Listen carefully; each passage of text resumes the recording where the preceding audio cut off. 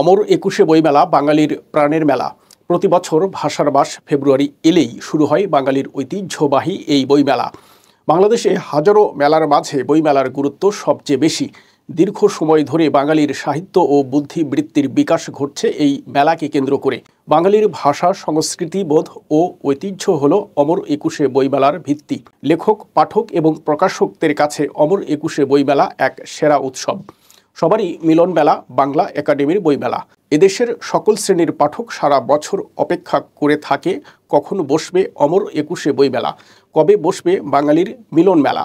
অমর একুশে গ্রন্থ মেলার শুরুটা হয়েছিল অনেক আগে। নবগঠিত বাংলাদেশের সাংস্কৃতিক সাহিত্যিক জাগরণের প্রথম প্রকাশ অমর একুশে বইমেলা। বাংলা একাডেমি চত্বরে বইমেলা শুরু হয়েছিল চিত্তরঞ্জন সাহার হাত ধরে।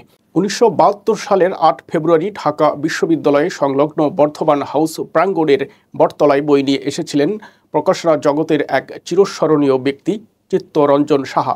এখনকার মতো এমন স্টল আর সাজানো গোছানো পরিবেশ তখন ছিল না। টেবিল চেয়ারের আয়োজনও ছিল না। চিত্তরঞ্জন সাহা বই সাজিয়েছিলেন চটের ওপর। 1971 সালের মে মাসে তিনি আশ্রয় নিয়েছিলেন ভারতের কলকাতায়। কলকাতায় তখনও বাংলাদেশের বহু লেখক, সাহিত্যিক, শিল্পী, বুদ্ধিজীবী আশ্রয় নিয়েছিলেন। সেখানেই তিনি বই প্রকাশের উদ্যোগ নেন এবং মুক্তিযুদ্ধের ওপর 32টি বই প্রকাশ করেন। সেসব বই নিয়েই আয়োজন করা হয়েছিল বাংলাদেশের প্রথম বইমেলার।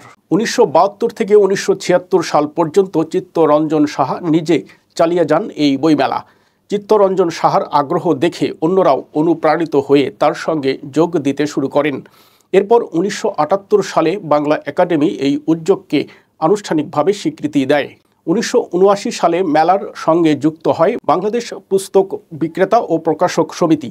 এ সংস্থাটিও প্রতিষ্ঠা করেছিলেন চিত্তরঞ্জন সাহা। 1984 সালে এসে গ্রন্থমেলার জন্য বিধিবদ্ধ নীতিমালা প্রণীত হয় এবং গ্রন্থমেলার নাম হয় অমর একুশে গ্রন্থমেলা। সেই থেকে এই বইমেলা প্রতি বছর প্রায় একই আঙ্গিকে অনুষ্ঠিত হয়ে আসছে। মহান ভাষা আন্দোলনের স্বাক্ষর হিসেবে প্রতি বছর ফেব্রুয়ারি জুড়ে চলে একুশের বইমেলা। এই মাসটির জন্যই যেন পুরো একটি বছর অপেক্ষা করে দেশের ভাষাপ্রিয় মানুষ। লেখক, প্রকাশকরাও একুশের মেলায় তাদের শ্রেষ্ঠ বইটি উপহার দিতে নিরন্তর কাজ করে যান। একুশের গ্রন্থমেলায় বিভিন্ন স্টলে রাজধানী ঢাকা সহ দেশের বিভিন্ন অংশের প্রবীণ নবীন লেখকের নানা ধরনের বইয়ের পসরা বসে। ভাষা আন্দোলনের মাস ফেব্রুয়ারি পার হলে ভাঙে এই মিলন মেলা।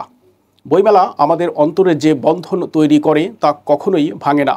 দেশের প্রতি ভালোবাসা সৃষ্টি করে, অনুপ্রেরণা যোগায়। বাঙালি অধীর আগ্রহে অপেক্ষা করে অমর একুশে বইমেলা আবার কবে ফিরে আসবে এই অপেক্ষায়।